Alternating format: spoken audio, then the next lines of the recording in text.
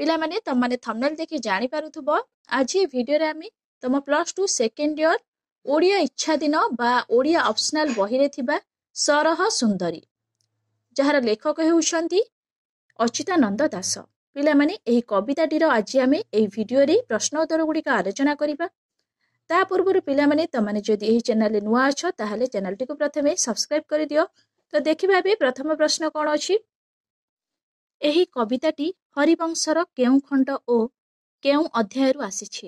Option ଅଛି ପ୍ରଥମ ଖଣ୍ଡ ତୃତୀୟ ଅଧ୍ୟାୟ, ଦ୍ୱିତୀୟ ଖଣ୍ଡ ପ୍ରଥମ ଅଧ୍ୟାୟ, ତୃତୀୟ ଖଣ୍ଡ ପ୍ରଥମ ଅଧ୍ୟାୟ, ଚତୁର୍ଥ ଖଣ୍ଡ ଦ୍ୱିତୀୟ ଅଧ୍ୟାୟ। ତ ସଠିକ ଉତ୍ତର ହେବ ତୃତୀୟ ଖଣ୍ଡ ପ୍ରଥମ ଅଧ୍ୟାୟ। ନେକ୍ସଟ କ୍ୱେଶ୍ଚନ, ଅଚ୍ୟୁତାନନ୍ଦ କାହା ଦ୍ୱାରା ବୈଷ୍ଣବ ଧର୍ମରେ ଦୀକ୍ଷିତ ହୋଇଥିଲେ? ଅପସନ ଅଛି ପରଶୁରାମ ବିହାରୀ, ପରମେଶ୍ୱର ଗୋସ୍ୱାମୀ, ସନାତନ ଗୋସ୍ୱାମୀ, ସର୍ବେଶ୍ୱର ଗୋସ୍ୱାମୀ। ତ ସଠିକ ଉତ୍ତର ହେବ ସନାତନ ଗୋସ୍ୱାମୀ।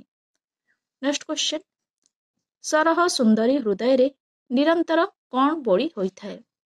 ଅପସନ ଅଛି ଅତର, ସୁବାସିତ ତୈଳ, ଗନ୍ଧ ଚନ୍ଦନ, ଗୋଲାପ ଜଳ। ତ ସଠିକ ଉତ୍ତର ହେବ ଗନ୍ଧ ଚନ୍ଦନ। ନେକ୍ସଟ କ୍ୱେଶ୍ଚନ, ସରହ ସୁନ୍ଦରୀର ଠଣା କେଉଁଠାରେ ଥିଲା? ଅପସନ ଅଛି ନଗ୍ର ଉପକଣ୍ଠରେ, ଦେଉଳ ମଣ୍ଡପରେ, ନନ୍ଦପୁରରେ, ରାଣୀ ଅନ୍ତପୁରରେ। ସଠିକ ଉତ୍ତର ହେବ ଦେଉଳ ମଣ୍ଡପରେ। ନେକ୍ସଟ କ୍ୱେଶ୍ଚନ, ସରହ ସୁନ୍ଦରୀ କ'ଣ କହି ସମସ୍ତଙ୍କୁ ଟାହି ଟାପରା କରିଥାଏ? ଅପସନ ଅଛି ଢଗଡମାଳି, ଲୋକବାଣୀ, ଶାସ୍ତ୍ରୀୟ ଶ୍ଲୋକ, ସବୁଗୁଡ଼ିକ। ସଠିକ ଉତ୍ତର ହେବ ଢଗଡମାଳି। ନେକ୍ସଟ କ୍ୱେଶ୍ଚନ, କାହାର ମଧ୍ୟସ୍ଥ ସାଜି ସେ ଗୋପପୁରରେ ରହିଥିଲା? ଅପସନ ଅଛି ଗୋବିନ୍ଦ, ରାଧା, ଗୋପାଙ୍ଗନା, ଲଳିତା। ତ ସଠିକ ଉତ୍ତର ହେବ ଗୋବିନ୍ଦ। ନେକ୍ସଟ କ୍ୱେଶ୍ଚନ, ଗୋପପୁରର ଗୋପାଳୁଣୀ ମାନେ କ'ଣ ଲଙ୍ଘି ପାରନ୍ତି ନାହିଁ? ଅପସନ ଅଛି କୃଷ୍ଣଙ୍କ ବାଣୀ, ରାଧାଙ୍କ ବାଣୀ, ଦୂତିକାର ବାଣୀ, ଯଶୋଦାଙ୍କ ବାଣୀ। ତ ସଠିକ ଉତ୍ତର ହେବ ଦୂତିକାର ବାଣୀ। ନେକ୍ସଟ କ୍ୱେଶ୍ଚନ, ସରହ ସୁନ୍ଦରୀ କ'ଣ ଆୟତ କରିପାରିଛି? ଅପସନ ଅଛି ତ୍ରିବର୍ଗ ସିଦ୍ଧି, ପଞ୍ଚବର୍ଗ ସିଦ୍ଧି, ସପ୍ତବର୍ଗ ସିଦ୍ଧ, ଅଷ୍ଟବର୍ଗ ସିଦ୍ଧି। ତ ସଠିକ ଉତ୍ତର ହେବ ଅଷ୍ଟବର୍ଗ ସିଦ୍ଧି। ନେକ୍ସଟ କ୍ୱେଶ୍ଚନ, କେଉଁ ବିଦ୍ୟାରେ ସରହ ସୁନ୍ଦରୀ ନିପୁଣା ଥିଲା? ଅପସନ ଅଛି ନୃତ୍ୟ ଗୀତ ବିଦ୍ୟା, ଯାଦୁ ବିଦ୍ୟା, ଜ୍ୟୋତିଷ ବିଦ୍ୟା, ବେଦ ପଠନ ବିଦ୍ୟା। ତ ସଠିକ ଉତ୍ତର ହେବ ନୃତ୍ୟ ଗୀତ ବିଦ୍ୟା। ନେକ୍ସଟ କ୍ୱେଶ୍ଚନ, ସରହ ସୁନ୍ଦରୀକୁ ସମସ୍ତ ଗୋପପୁରରେ କେଉଁ ନାମରେ ଡାକନ୍ତି? ଅପସନ ଅଛି ଆଈ, ଭାଉଜ, ଖୁଡି, ମା। ତ ସଠିକ ଉତ୍ତର ହେବ ଆଈ। ନେକ୍ସଟ କ୍ୱେଶ୍ଚନ, ସରହ ସୁନ୍ଦରୀ ସର୍ବଦା କି ରଙ୍ଗର ବସନ ପରିଧାନ କରିଥାଏ? ଅପସନ ଅଛି ଲାଲ, କଳା, ହଳଦିଆ, ଧବଳ। ସଠିକ ଉତ୍ତର ହେବ ଧବଳ। ନେକ୍ସଟ କ୍ୱେଶ୍ଚନ, ନନ୍ଦ ମନ୍ଦିରରେ କିଏ ଉପସ୍ଥିତ ହୋଇଅଛି? ଅପସନ ଅଛି ସଖା, ଗୋପୀ, ଦାସୀ, ଦୂତୀ। ତ ସଠିକ ଉତ୍ତର ହେବ ଦୂତୀ। ନେକ୍ସଟ କ୍ୱେଶ୍ଚନ, ସରହ ସୁନ୍ଦରୀ ନନ୍ଦ ଉଆସରେ କେତେବେଳେ ଉପସ୍ଥିତ ହୋଇଅଛି? ଅପସନ ଅଛି ସନ୍ଧ୍ୟା ସମୟରେ, ଦିବା ସମୟରେ, ପ୍ରାତ ସମୟରେ, ରାତ୍ର 2 ଘଡ଼ି ସମୟରେ। ତ ସଠିକ ଉତ୍ତର ହେବ ରାତ୍ର 2 ଘଡ଼ି ସମୟରେ। ନେକ୍ସଟ କ୍ୱେଶ୍ଚନ, ସରହ ସୁନ୍ଦରୀ ଦେଖିବାକୁ କିପରି ଥିଲା? ଅପସନ ଅଛି କଳା, ଗୋରା, ଗହମ ରଙ୍ଗ, ଶ୍ୟାମଳ ବର୍ଣ୍ଣ। ତ ସଠିକ ଉତ୍ତର ହେବ ଶ୍ୟାମଳ ବର୍ଣ୍ଣ। ନେକ୍ସଟ କ୍ୱେଶ୍ଚନ, ସରହ ସୁନ୍ଦରୀ କେତେ ପ୍ରକାର ରସରେ ଗୁଣଗ୍ରାହୀ ଥିଲା? ଅପସନ ଅଛି ନବରସ, ଷଡ଼ରସ, ପଞ୍ଚରସ, ସପ୍ତରସ। ତ ସଠିକ ଉତ୍ତର ହେବ ନବରସ। ନେକ୍ସଟ କ୍ୱେଶ୍ଚନ, ତଳକୀ ସରହ ସୁନ୍ଦରୀର କେଉଁଠାରେ ଶୋଭା ପାଉଥାଏ? ଅପସନ ଅଛି ହାତରେ, ପାଦରେ, ବାହୁରେ, କର୍ଣ୍ଣରେ। ତ ସଠିକ ଉତ୍ତର ହେବ କର୍ଣ୍ଣରେ। ନେକ୍ସଟ କ୍ୱେଶ୍ଚନ, ସରହ ସୁନ୍ଦରୀର କବରୀ ମଧ୍ୟରେ କ'ଣ ଶୋଭା ପାଉଥିଲା? ଅପସନ ଅଛି ସୁନାର ଫୁଲ, ହୀରାର ଫୁଲ, ମୁକ୍ତା ଫୁଲ, କୃଷ୍ଣ ଚଉଁରୀ ବେଣା। ତ ସଠିକ ଉତ୍ତର ହେବ କୃଷ୍ଣ ଚଉଁରୀ ବେଣା। ନେକ୍ସଟ କ୍ୱେଶ୍ଚନ, କେଉଁମାନଙ୍କ ମୁକ୍ତି ନିମନ୍ତେ ଜ୍ୟୋତିର୍ମୟ ଶ୍ରୀକୃଷ୍ଣ ଉଦୟ ହୋଇଛନ୍ତି? ଅପସନ ଅଛି ମ୍ଲେଚ୍ଛ, ସାଧୁ, ଭଣ୍ଡ, ଦାନବ। ତ ସଠିକ ଉତ୍ତର ହେବ ମ୍ଲେଚ୍ଛ। ନେକ୍ସଟ କ୍ୱେଶ୍ଚନ, ଦେଉଳ ମଣ୍ଡପରେ ସରହ ସୁନ୍ଦରୀର କ'ଣ ଥିଲା? ଅପସନ ଅଛି ବାସସ୍ଥାନ, ବିଶ୍ରାମ ସ୍ଥାନ, ଠଣା, କ୍ରୀଡ଼ାସ୍ଥଳ। ତ ସଠିକ ଉତ୍ତର ହେବ ଠଣା। ନେକ୍ସଟ କ୍ୱେଶ୍ଚନ, ମାଙ୍କଡାସା ସୂତାରେ ସରହ ସୁନ୍ଦରୀ କାହାକୁ ବାନ୍ଧିପାରେ? ଅପସନ ଅଛି ଅଶ୍ୱ, ମତଗଜ, ଶ୍ୱାନ, ଗାଈ। ତ ସଠିକ ଉତ୍ତର ହେବ ମତଗଜ। ନେକ୍ସଟ କ୍ୱେଶ୍ଚନ, ଯୋଗୀମାନଙ୍କର ଚିତ୍ତକୁ ସରହ ସୁନ୍ଦରୀ କିପରି ରଞ୍ଜି ପାରେ? ଅପସନ ଅଛି ହାସ୍ୟ ରସରେ, କୌତୁକରେ, ପ୍ରେମ ରସରେ ସେବାରେ। ତ ସଠିକ ଉତ୍ତର ହେବ କୌତୁକରେ। ନେକ୍ସଟ କ୍ୱେଶ୍ଚିନ୍, ବୟସରେ ସରହ ସୁନ୍ଦରୀ କିପରି ଥିଲା? ଅପସନ୍ ଅଛି ଯୁବତୀ, ବୃଦ୍ଧା, କିଶୋରୀ, କାଳିକା। ତ ସଠିକ ଉତ୍ତର ହେବ ବୃଦ୍ଧା। ନେକ୍ସଟ କ୍ୱେଶ୍ଚିନ୍, ଗୋବିନ୍ଦଙ୍କର କଣ ସାଜି ସରହ ସୁନ୍ଦରୀ ଗୋପପୁରରେ ରହିଥିଲା? ଅପସନ୍ ଅଛି ସେବକାରୀ, ମଧ୍ୟସ୍ଥ, ରାନ୍ଧୁଣୀ, ବେଶକାରୀ। ତ ସଠିକ ଉତ୍ତର ହେବ ମଧ୍ୟସ୍ଥ। ନେକ୍ସଟ କ୍ୱେଶ୍ଚିନ୍, ଦୂତକାର ବାଣୀକୁ କେଉଁମାନେ ଲଙ୍ଘି ପାରନ୍ତି ନାହିଁ? ଅପସନ୍ ଅଛି ଗୋପପୁରବାସୀ, ଗୋପାଳୁଣୀ, ଯଶୋଦା, ନନ୍ଦରାଜା। ତ ସଠିକ ଉତ୍ତର ହେବ ଗୋପାଳୁଣୀ। ନେକ୍ସଟ କ୍ୱେଶ୍ଚିନ୍, ନନ୍ଦ ଘରେ ଚାଲିଥିବା ଉତ୍ସବର ନାମ କଣ? ଅପସନ୍ ଅଛି ଧନୁଯାତ୍ରା, ଚନ୍ଦନ ଯାତ୍ରା, କୁମାର ପୂର୍ଣ୍ଣିମା, ରାହାସ ପୂର୍ଣ୍ଣିମା। ତ ସଠିକ ଉତ୍ତର ହେବ କୁମାର ପୂର୍ଣ୍ଣିମା। ନେକ୍ସଟ କ୍ୱେଶ୍ଚିନ୍, ରତ୍ନ ପଲଙ୍କରେ କିଏ ବିଜେ କରିଥିଲେ? ଅପସନ୍ ଅଛି ଗୋବିନ୍ଦ, ରାଜାନନ୍ଦ, ଯଶୋଦା, ରାଧା। ତ ସଠିକ ଉତ୍ତର ହେବ ଗୋବିନ୍ଦ। ନେକ୍ସଟ କ୍ୱେଶ୍ଚିନ୍, ଗୋପପୁରର ନର ନାରୀମାନେ କେଉଁ ଭାବରେ କୃଷ୍ଣଙ୍କୁ ପାଇପାରିଥିଲେ? ଅପସନ୍ ଅଛି ପ୍ରେମ ଭାବରେ, ସଦ୍ ଭାବରେ, ଭକ୍ତି ଭାବରେ, ସମର୍ପଣ ଭାବରେ। ତ ସଠିକ ଉତ୍ତର ହେବ ସଦ୍ ଭାବରେ। ପିଲାମାନେ ଏବେ ଆମେ 2 ମାର୍କିଆ ପ୍ରଶ୍ନ ଆଲୋଚନା କରିବା। ପ୍ରଥମ ପ୍ରଶ୍ନ ଅଛି, ନନ୍ଦ ଘରେ କେଉଁ ପୂର୍ଣ୍ଣମୀରେ ଉତ୍ସବ ପାଳନ କରାଯାଉଥିଲା? ନନ୍ଦ ଘରେ କୁଆଁର ପୂର୍ଣ୍ଣମୀରେ ଉତ୍ସବ ପାଳନ କରାଯାଉଥିଲା। ନନ୍ଦ ଘରେ ଆନନ୍ଦ ଉତ୍ସବ ଲାଗିଥିଲା ଓ ତାହା କୃଷ୍ଣଙ୍କର ଜନ୍ମ ଉତ୍ସବ ଥିଲା। ସେହି ଉତ୍ସବରେ ଯୋଗଦାନ ପାଇଁ ଗୋପନଗରର ଅନେକ ଲୋକଙ୍କର ସମାଗମରେ ନନ୍ଦ ଓ ଯଶୋଦାଙ୍କ ରାଜଭବନରେ ଗହଳି ଚହଳି ଲାଗିଥିଲା ଓ ସମସ୍ତେ ଦୋଳିରେ ଶୟନରତ ମନମୋହନ କୃଷ୍ଣଙ୍କୁ ବିଭୋର ଚିତ୍ତରେ ଦର୍ଶନ କରୁଥିଲେ। ପିଲାମାନେ ମନେ ରଖିବ, ନନ୍ଦ ଘରେ କେଉଁ ପୂର୍ଣ୍ଣମୀରେ ଉତ୍ସବ ପାଳନ କରାଯାଉଥିଲା। ନେକ୍ସଟ କ୍ୱେଶ୍ଚିନ୍, ସରହ ସୁନ୍ଦରୀର କଣ୍ଠରେ କଣ ଆଭରଣ ଥିଲା? ଉତ୍ତର ଲେଖିବ, ସରହ ସୁନ୍ଦରୀ ରାତ୍ର 2 ଘଡ଼ି ସମୟରେ ବାଳକୃଷ୍ଣଙ୍କର ମନମୋହନ ରୂପ ଦର୍ଶନ ନିମନ୍ତେ ନନ୍ଦ ଗୃହରେ ପଦାର୍ପଣ କରିଥିଲା। ଶ୍ୟାମଳ ବର୍ଣ୍ଣା ପକ୍ୱକେଶୀ ସରହ ସୁନ୍ଦରୀର ନାନା ଅଳଙ୍କାର ଭୂଷିତା ବେଶ ପରିପାଟି ବାସ୍ତବରେ ଦର୍ଶନୀୟ ଥିଲା। ସରହ ସୁନ୍ଦରୀର କଣ୍ଠରେ ନାନା ରତ୍ନାହାର ଆଭରଣ ଥିଲା। ପିଲାମାନେ ମନେ ରଖିବ, ସରହ ସୁନ୍ଦରୀର କଣ୍ଠରେ କଣ ଆଭରଣ ଥିଲା? ନେକ୍ସଟ କ୍ୱେଶ୍ଚିନ୍, ସରହ ସୁନ୍ଦରୀ କେତେବେଳେ କେଉଁଠାରେ ଆସି ମିଳିଲା? ଉତ୍ତର ଲେଖିବ, ସରହ ସୁନ୍ଦରୀ ଗୋପନଗରରେ ଥିବା ରାଧାକୃଷ୍ଣଙ୍କର ମିଳନ କାରିଣୀ ଜଣେ ଦୂତୀ। ସେ 2 ଘଡ଼ି ରାତିରେ ନନ୍ଦ ମନ୍ଦିରରେ ଆସି ମିଳିଲା। ନନ୍ଦ ଗୃହକୁ ସେ ଆସିବାର ଏକମାତ୍ର ଉଦ୍ଦେଶ୍ୟ ଥିଲା ମଦନ ମୋହନ କୃଷ୍ଣଙ୍କ ଜନ୍ମୋତ୍ସବରେ ଯୋଗଦେଇ ତାଙ୍କ ସୌମ୍ୟ ରୂପକାନ୍ତି ଦର୍ଶନ କରି ନିଜର ସମସ୍ତ ଦୁଃଖକୁ ଭୁଲିଯିବା। ପିଲାମାନେ ମନେ ରଖିବ, ସରହ ସୁନ୍ଦରୀ କେତେବେଳେ କେଉଁଠାରେ ଆସି ମିଳିଲା? ନେକ୍ସଟ କ୍ୱେଶ୍ଚିନ୍, ସରହ ସୁନ୍ଦରୀ ଦେଖିବାକୁ କିପରି ଥିଲା? ଉତ୍ତର ଲେଖିବ, ସରହ ସୁନ୍ଦରୀ ଦେଖିବାକୁ ଶ୍ୟାମଳ ବର୍ଣ୍ଣଯୁକ୍ତ ଥିଲା। ତାର ଦନ୍ତହୀନ ମୁଖ ଓ ପାଚିଲା ଲମ୍ବା କେଶ ପୃଷ୍ଠ ଦେଶ ଯାଏ ଲମ୍ବିଥିଲା। ତା ହାତରେ ମୁଦି, କଙ୍କଣ ଓ ସୁବର୍ଣ୍ଣ ବାହୁଟି ଓ କଣ୍ଠରେ ନାନା ରତ୍ନାହାର ତା ଶୋଭାକୁ ବର୍ଦ୍ଧିତ କରୁଥିଲା। ବୃଦ୍ଧା ବୟସରେ ମଧ୍ୟ ସେ ସୁନ୍ଦରୀ ପରି ମନେ ହେଉଥିଲା। ପିଲାମାନେ ମନେ ରଖିବ, ସରହ ସୁନ୍ଦରୀ ଦେଖିବାକୁ କିପରି ଥିଲା? ନେକ୍ସଟ କ୍ୱେଶ୍ଚିନ୍, ସରହ ସୁନ୍ଦରୀ ଦୂତୀ ଏକା କଣ କରିପାରେ?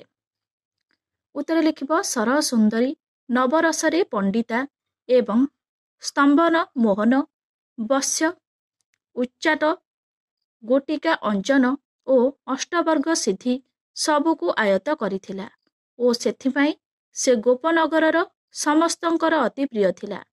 ସରହ ସୁନ୍ଦରୀ ଦୂତୀ ଏକା ଏକା ଗୋପପୁରର 10 ଦିଗକୁ ଆୟତ୍ତ ଓ ବିମୋହିତ କରିଦେଇପାରେ। ପିଲାମାନେ ମନେ ରଖିବ, ସରହ ସୁନ୍ଦରୀ ଦୂତୀ ଏକା କଣ କରିପାରେ? ନେକ୍ସଟ କ୍ୱେଶ୍ଚିନ୍, ସରହ ସୁନ୍ଦରୀ ଦୂତୀକୁ ଗୋପପୁରର ସବୁ ଘରେ କଣ ମନେ କରନ୍ତି? ସରହ ସୁନ୍ଦରୀ ଗୋପନଗରର ସମସ୍ତଙ୍କର ଅତି ପ୍ରିୟ ଥିଲା ଓ ବାଳକଠାରୁ ଆରମ୍ଭ କରି ବୃଦ୍ଧ ପର୍ଯ୍ୟନ୍ତ ସମସ୍ତଙ୍କ ସହ ତାର ଭଲ ସମ୍ପର୍କ ଥିଲା ଏବଂ ସମସ୍ତେ ତାକୁ ଶ୍ରଦ୍ଧାରେ ଆବର ବୋଲି ଡାକୁଥିଲେ। ଗୋପନଗରର ଘରେ ଘରେ ସହର ସୁନ୍ଦରୀ ଦୂତୀକୁ ଦୈବ ବିଧାତା ଭଳି ମନେ କରନ୍ତି। ପିଲାମାନେ ମନେ ରଖିବ, ସରହ ସୁନ୍ଦରୀ ଦୂତୀକୁ ଗୋପପୁରର ସବୁ ଘରେ କଣ ମନେ କରନ୍ତି? ନେକ୍ସଟ କ୍ୱେଶ୍ଚିନ୍, ସରହ ସୁନ୍ଦରୀର ଠଣା କେଉଁଠାରେ ଥିଲା? ଉତ୍ତର ଲେଖିବ ସରହ ସୁନ୍ଦରୀ କେଉଁ କାଳରୁ ଗୋପନଗରରେ ବାସ କରୁଥିଲା ସେ କଥା ସମସ୍ତଙ୍କୁ ଅଜଣା ଥିଲା। ସେ ସମସ୍ତଙ୍କୁ ଢଗଢମାଳି କହି ଟାହି ଟାପରା କରିଥାଏ। ଗୋପପୁରର ସମସ୍ତ ଘରେ ତାର ଅବାଧ ପ୍ରବେଶ ଥିଲା। ସରହ ସୁନ୍ଦରୀର ଠଣା ଗୋପପୁରରେ ଥିବା 9,00,000 ଘରେ ସବୁଠାରେ ଥିଲା। ପିଲାମାନେ ମନେ ରଖିବ ସରହ ସୁନ୍ଦରୀର ଠଣା କେଉଁଠାରେ ଥିଲା। ନେକ୍ସଟ କ୍ୱେଶ୍ଚନ, କେଉଁମାନେ ସରହ ସୁନ୍ଦରୀର କଥାକୁ ଲଙ୍ଘି ପାରନ୍ତି ନାହିଁ? ଉତ୍ତର ଲେଖିବ ସରହ ସୁନ୍ଦରୀ ବହୁ କାଳ ଧରି ଗୋପପୁରରେ ବାସ କରୁଥିଲା ଓ ସେ ସମସ୍ତଙ୍କର ଅତି ପ୍ରିୟ ମଧ୍ୟ ଥିଲା। ଭୂତ ଭବିଷ୍ୟ ଓ ବର୍ତ୍ତମାନ ସବୁକିଛି ତା ଜିଭ ଆଗରେ ଥିଲା ଏବଂ ସମସ୍ତ ତା କଥାକୁ ବିଶ୍ୱାସ କରୁଥିଲେ। ଗୋପପୁରର ସମସ୍ତ ଗୋପାଳୁଣୀମାନେ ସରହ ସୁନ୍ଦରୀର ବାଣୀ ବା କଥାକୁ ଲଙ୍ଘନ କରିପାରନ୍ତି ନାହିଁ। ପିଲାମାନେ ମନେ ରଖିବ କେଉଁମାନେ ସରହ ସୁନ୍ଦରୀର କଥାକୁ ଲଙ୍ଘି ପାରନ୍ତି ନାହିଁ। ନେକ୍ସଟ କ୍ୱେଶ୍ଚନ, ରତ୍ନଖଟ ଦୋଳିରେ ଦେବହରି କିପରି ପହୁଡ଼ିଥିଲେ? ଉତ୍ତର ଲେଖିବ ଗୋପପୁରରେ ମହାରାଜା ନନ୍ଦଙ୍କ ମହଲରେ ରତ୍ନଖଟ ଦୋଳି ଉପରେ ଦେବହରି ଉତ୍ତାନ ସାଇ ହୋଇ ପହୁଡ଼ିଥିଲେ। ଯେପରି ନୀଳାକାଶରେ ଚନ୍ଦ୍ରମା ଚାରିପାଖରେ ନକ୍ଷତ୍ରଗଣ ଉଦିତ ହୋଇ ତାର ଶୋଭା ବଢ଼ାଇଥାନ୍ତି, ସେହି ଚନ୍ଦ୍ରମା ତୁଲ୍ୟ ଶ୍ୟାମଘନ କୃଷ୍ଣଙ୍କ ଚାରିପାଖରେ ନକ୍ଷତ୍ର ରୂପୀ ଗୋପ ତରୁଣୀମାନେ ବେଢ଼ି ରହିଥାନ୍ତି। ପିଲାମାନେ ମନେ ରଖିବ ରତ୍ନଖଟ ଦୋଳିରେ ଦେବହରି କିପରି ପହୁଡ଼ିଥିଲେ। ନେକ୍ସଟ କ୍ୱେଶ୍ଚନ, ଦେବାଦି ଦେବଙ୍କର ମୁଖ୍ୟ ପାନ କିଏ ଥିଲେ? ଉତ୍ତର ଲେଖିବ ଦେବାଦି ଦେବଙ୍କର ମୁଖ୍ୟ ପାନ ଥିଲେ ଭଗବାନ ଶ୍ରୀକୃଷ୍ଣ। ସେହି କୃଷ୍ଣଚନ୍ଦ୍ର ଥିଲେ ଦେବଗଣ, ନରଗଣ, ଯକ୍ଷଗଣ, କିଙ୍କର ଆଦି ସମଗ୍ର ବିଶ୍ୱସତ୍ତାର ରକ୍ଷାକର୍ତ୍ତା ଏବଂ ଏ ଧରାଧାମ ତଥା ସମଗ୍ର ବିଶ୍ୱ ବ୍ରହ୍ମାଣ୍ଡର ଲୀଳାଖେଳା ସବୁକିଛି ତାଙ୍କରି ଅଦୃଶ୍ୟ ଇଙ୍ଗିତରେ ଯଥାବତ୍ ସମାପନ ହେଉଥିଲା। ପିଲାମାନେ ମନେ ରଖିବ ଦେବାଦି ଦେବଙ୍କର ମୁଖ୍ୟପାନ କିଏ ଥିଲେ। ନେକ୍ସଟ କ୍ୱେଶ୍ଚନ, ରାତ୍ର ବେନିଘଡ଼ି ସମୟରେ କିଏ କେଉଁଠାରେ ମିଳିଲା? ଉତ୍ତର ଲେଖିବ କବିଙ୍କ ବର୍ଣ୍ଣନା ଅନୁଯାୟୀ ରାତ୍ର ବେନିଘଡ଼ି ସମୟରେ ସରହ ସୁନ୍ଦରୀ ଦୂତୀ ନନ୍ଦରାଜାଙ୍କ ମହଲରେ ଉପସ୍ଥିତ ହେଲା। କୁମାର ପୂର୍ଣ୍ଣିମା ରାତିରେ କୃଷ୍ଣଙ୍କ ଜନ୍ମ ଉତ୍ସବରେ ଯୋଗଦେଇ ମଦନ ମୋହନ ବାଳକୃଷ୍ଣଙ୍କର କୋଟି କନ୍ଦର୍ପ ଜିଣା ରୂପ ମାଧୁରୀ ଦର୍ଶନ କରି ପାପ ତାପ କ୍ଳିଷ୍ଟ ମାନବ ଜନ୍ମରୁ ମୁକ୍ତି ପାଇବା ଉଦ୍ଦେଶ୍ୟ ନେଇ ସରହ ସୁନ୍ଦରୀ ଗୋପନଗରର ନନ୍ଦଗୃହକୁ ଆଗମନ କରିଥିଲା। ପିଲାମାନେ ମନେ ରଖିବ ରାତ୍ର ବେନିଘଡ଼ି ସମୟରେ କିଏ କେଉଁଠାରେ ମିଳିଲା। ନେକ୍ସଟ କ୍ୱେଶ୍ଚନ, କିଏ କିପରି ଭଗବାନଙ୍କର ଭେଟ ପାଇଲେ? ଉତ୍ତର ଲେଖିବ ନିରଞ୍ଜନ ନିରାକାର ନିର୍ଗୁଣ ଦେହଧାରୀ ସ୍ୱୟଂ ଭଗବାନ ଶ୍ରୀକୃଷ୍ଣ ଗୋପନଗରର ନରନାରୀମାନେ ସଦ୍ଭାବରେ ସେହି ଭଗବାନଙ୍କର ଭେଟ ପାଇଲେ। ସମସ୍ତେ ବାଳୁତ ରୂପଧାରୀ ଭଗବାନ ଶ୍ରୀକୃଷ୍ଣଙ୍କ ମୁଖମଣ୍ଡଳକୁ ଅପଲକ ନୟନରେ ଚାହିଁ ରହିଥିଲେ। ଦୋଳିରେ ପ୍ରଭୁ ବାଳକୃଷ୍ଣ ବିଜେ ହୋଇ ଗୋପବାସୀଙ୍କୁ ଦର୍ଶନ ଦେଇ ସେମାନଙ୍କୁ ମହିମଣ୍ଡଳରେ ଧନ୍ୟ କରିଥିଲେ। ପିଲାମାନେ ମନେ ରଖିବ କିଏ କିପରି ଭଗବାନଙ୍କର ଭେଟ ପାଇଲେ। ନେକ୍ସଟ କ୍ୱେଶ୍ଚନ, ସରହ ସୁନ୍ଦରୀ କେଉଁ ଅଙ୍ଗରେ କି କି ଅଳଙ୍କାର ପରିଧାନ କରିଥିଲା? ଉତ୍ତର ଲେଖିବ ସରହ ସୁନ୍ଦରୀର ଦେହର ବର୍ଣ୍ଣ ଶ୍ୟାମଳ, ମୁଖ ଦନ୍ତବିହୀନ ଏବଂ ପକ୍ୱ କେଶ ତାର ପୃଷ୍ଠ ଦେଶକୁ ଲମ୍ବି ଯାଇଥିଲେ ହେଁ ନାନା ରତ୍ନ ଅଳଙ୍କାର ବିଭୂଷିତା ହୋଇ ସେ ଚିତ୍ତାକର୍ଷକ ବେଶ ପରିପାଟି ଧାରଣ କରିଥିଲା। ସରହ ସୁନ୍ଦରୀ ହସ୍ତରେ କଙ୍କଣ, ସ୍ୱର୍ଣ୍ଣ ଚୁଡ଼ି, ଅଙ୍ଗୁଷ୍ଠିରେ ମୁଦ୍ରିକା, କର୍ଣ୍ଣରେ ତାଡ଼କୀ, ନାକରେ ନାକଚଣା ଓ ଗୋଡ଼ରେ ନୂପୁର ପରିଧାନ କରିଥିଲା। ପିଲାମାନେ ମନେ ରଖିବ ସରହ ସୁନ୍ଦରୀ କେଉଁ ଅଙ୍ଗରେ କି କି ଅଳଙ୍କାର ପରିଧାନ କରିଥିଲା। ନେକ୍ସଟ କ୍ୱେଶ୍ଚନ, ସରହ ସୁନ୍ଦରୀ କି ବିଦ୍ୟାରେ ପାରଦର୍ଶୀ ଥିଲା? ଉତ୍ତର ଲେଖିବ ସରହ ସୁନ୍ଦରୀ ନବରସରେ ପଣ୍ଡିତା ଏବଂ ସ୍ତମ୍ଭନ ମୋହନ ବଶ୍ୟ ଉଚ୍ଚାଟ ଗୋଟିକା ଅଞ୍ଜନ ଏବଂ ଅଷ୍ଟବର୍ଗ ସିଦ୍ଧି ସବୁକୁ ଆୟତ୍ତ କରିଥିଲା। ସରହ ସୁନ୍ଦରୀ ବ୍ୟାଘ୍ର ଭାଲୁକ ମତ ଗଜର ବଶୀକରଣ ସହିତ ନବନାଟକ ବିଦ୍ୟା ଓ ନୃତ୍ୟ ଗୀତ ବିଦ୍ୟାରେ ପାରଦର୍ଶୀ ଥିଲା। ପିଲାମାନେ ମନେ ରଖିବ ସର ସୁନ୍ଦରୀ କି ବିଦ୍ୟାରେ ପାରଦର୍ଶୀ ଥିଲା। ନେକ୍ସଟ କ୍ୱେଶ୍ଚନ, ସର ସୁନ୍ଦରୀ କେତେ ପ୍ରକାର ରସରେ ଗୁଣଗ୍ରାହୀ ଥିଲା? ଉତ୍ତର ଲେଖିବ ସର ସୁନ୍ଦରୀ ନବରସରେ ଗୁଣଗ୍ରାହୀ ଥିଲା ଓ ସେ ସ୍ତମ୍ଭନ, ମୋହନ, ବସ୍ୟ, ଉଚ୍ଚଟ, ଗୋଟିକା ଅଞ୍ଜନ ଓ ଅଷ୍ଟବର୍ଗ ସିଦ୍ଧି ସବୁକୁ ଆୟତ କରିଥିଲା। ବ୍ୟାଘ୍ର, ଭାଲୁକ ଓ ଉନ୍ମଭ ହସ୍ତୀକୁ ମଧ୍ୟ ସେ ବଶୀଭୂତ କରିପାରୁଥିଲା ଏବଂ ନୃତ୍ୟ ପ୍ରବୀଣା ରୂପେ ପରିଚିତା ଥିଲା। ସର ସୁନ୍ଦରୀ ବ୍ୟାଘ୍ର, ଭାଲୁକ, ମର୍ତ୍ତଗଜର ବଶୀକରଣ ସହିତ ନବନାଟକ ବିଦ୍ୟା ଓ ନୃତ୍ୟ ଗୀତ ବିଦ୍ୟାରେ ପାରଦର୍ଶୀ ଥିଲା। ପିଲାମାନେ ମନେ ରଖିବ ସର ସୁନ୍ଦରୀ କେତେ ପ୍ରକାର ରସରେ ଗୁଣଗ୍ରାହୀ ଥିଲା। ନେକ୍ସଟ କ୍ୱେଶ୍ଚନ, ଗୋପପୁରରେ ସର ସୁନ୍ଦରୀର କେଉଁମାନେ ପ୍ରିୟ ଥିଲେ? ଉତ୍ତର ଲେଖିବ ଗୋପନଗରର ସମସ୍ତ ଗୃହରେ ସର ସୁନ୍ଦରୀର ଅବାଧ ପ୍ରବେଶ ଥିଲା ଓ ବାଳକଠାରୁ ଆରମ୍ଭ କରି ବୃଦ୍ଧ ପର୍ଯ୍ୟନ୍ତ ସମସ୍ତଙ୍କ ସହ ତାର ଭଲ ସମ୍ପର୍କ ରହିଥିଲା। ସମସ୍ତଙ୍କୁ ସେ ଢଗଢମାଳି କହି ଟାହିଟାପରା କରୁଥିଲା। ସମଗ୍ର ଗୋପପୁରର ନାରୀମାନେ ସର ସୁନ୍ଦରୀର ଅତ୍ୟନ୍ତ ପ୍ରିୟ ଥିଲେ ଓ ସେମାନେ ସମସ୍ତେ ସର ସୁନ୍ଦରୀକୁ ଭଲ ପାଉଥିଲେ। ପିଲାମାନେ ମନେ ରଖିବ ଗୋପପୁରରେ ସର ସୁନ୍ଦରୀର କେଉଁମାନେ ପ୍ରିୟ ଥିଲେ? ନେକ୍ସଟ କ୍ୱେଶ୍ଚନ, ସର ସୁନ୍ଦରୀ ତାଡକୀ ଓ ନାକଚଣା କେଉଁ କେଉଁ ଅଙ୍ଗରେ ପରିଧାନ କରିଥିଲା? ଉତ୍ତର ଲେଖିବ ସର ସୁନ୍ଦରୀର ଚେହେରା ଶ୍ୟାମ ବର୍ଣ୍ଣ, କେଶ ପକ୍ୱ ଓ ମୁଖ ଦନ୍ତବିହୀନ ହେଲେ ହେଁ ଆଜାନୁଲମ୍ବିତ ବେଶରାଶି ସହିତ ନାନା ଅଳଙ୍କାର ବିଭୂଷିତା ହୋଇ ସେ ଆକର୍ଷଣୀୟ ମନେ ହେଉଥିଲା। ସର ସୁନ୍ଦରୀ କର୍ଣ୍ଣରେ ତାଡକୀ ଓ ନାସାରେ ନାକଚଣା ପରିଧାନ କରିଥିଲା। ନେକ୍ସଟ କ୍ୱେଶ୍ଚନ, ସର ସୁନ୍ଦରୀ ପାଦରେ କି ଅଳଙ୍କାର ପିନ୍ଧିଥିଲା? ଉତ୍ତର ଲେଖିବ ସର ସୁନ୍ଦରୀ ପାଦରେ ଅଳତା ଓ ରୁଣୁଝୁଣୁ ଶବ୍ଦ କରୁଥିବା ନୂପୁର ପରିଧାନ କରିଥିଲା। ସର ସୁନ୍ଦରୀର ନାନା ରତ୍ନାଳଙ୍କାର ବିଭୂଷିତ ଚେହେରା ତାହାକୁ ଆକର୍ଷଣୀୟ କରୁଥିଲା। ଶରୀରର ବିଭିନ୍ନ ଅଙ୍ଗରେ ଯଥାଯୋଗ୍ୟ ଅଳଙ୍କାର ପରିଧାନ ତାର ସୌନ୍ଦର୍ଯ୍ୟ ଚେତନାର ସୂଚନା ଦେଇଥାଏ। ପିଲାମାନେ ମନେ ରଖିବ ସର ସୁନ୍ଦରୀ ପାଦରେ କି ଅଳଙ୍କାର ପିନ୍ଧିଥିଲା? ନେକ୍ସଟ କ୍ୱେଶ୍ଚନ, ସର ସୁନ୍ଦରୀ କଣ୍ଠରେ କେଉଁ ଅଳଙ୍କାର ପରିଧାନ କରିଥିଲା? ଉତ୍ତର ଲେଖିବ ପକ୍ୱକେଶୀ ଦନ୍ତବିହୀନା ଓ ଶ୍ୟାମଳ ବର୍ଣ୍ଣା ସର ସୁନ୍ଦରୀର ସୌନ୍ଦର୍ଯ୍ୟ ଚେତନା ଥିଲା ଅନନ୍ୟ ଏବଂ ଶରୀରର ଅଙ୍ଗରାଗ ଲାଗି ବିଭିନ୍ନ ଅଙ୍ଗରେ ଯଥାଯୋଗ୍ୟ ରତ୍ନ ଅଳଙ୍କାର ପରିଧାନ ତାକୁ ସଦୃଶ୍ୟ ଓ ଆକର୍ଷଣୀୟ କରି ଗଢ଼ି ତୋଳିଥିଲା। ସର ସୁନ୍ଦରୀ କଣ୍ଠରେ ଅନେକ ରତ୍ନାହାର ପରିଧାନ କରିଥିଲା। ପିଲାମାନେ ମନେ ରଖିବ ସର ସୁନ୍ଦରୀ କଣ୍ଠରେ କେଉଁ ଅଳଙ୍କାର ପରିଧାନ କରିଥିଲା?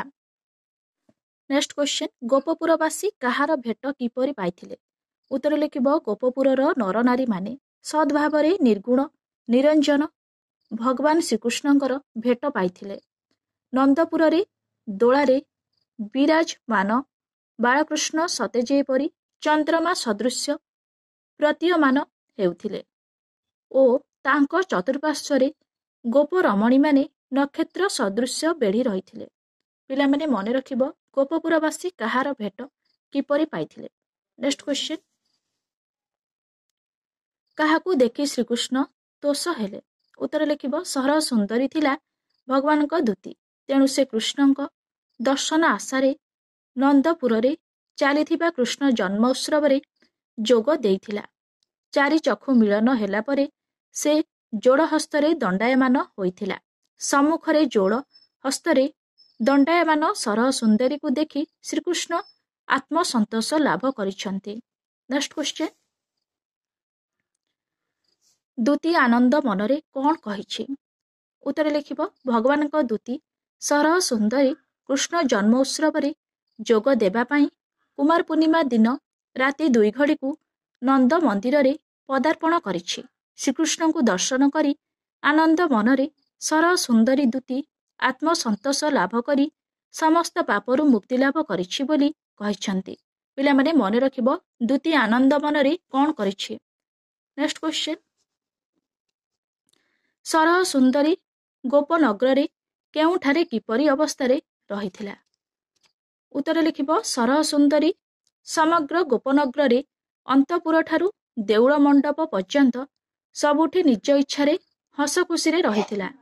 समस्त गोपपुरवासी तार मिठा कथारे बस होई आपणार होई जाइथिले ओ केही ता कथाकू अमान्य करुनथिले। Next question,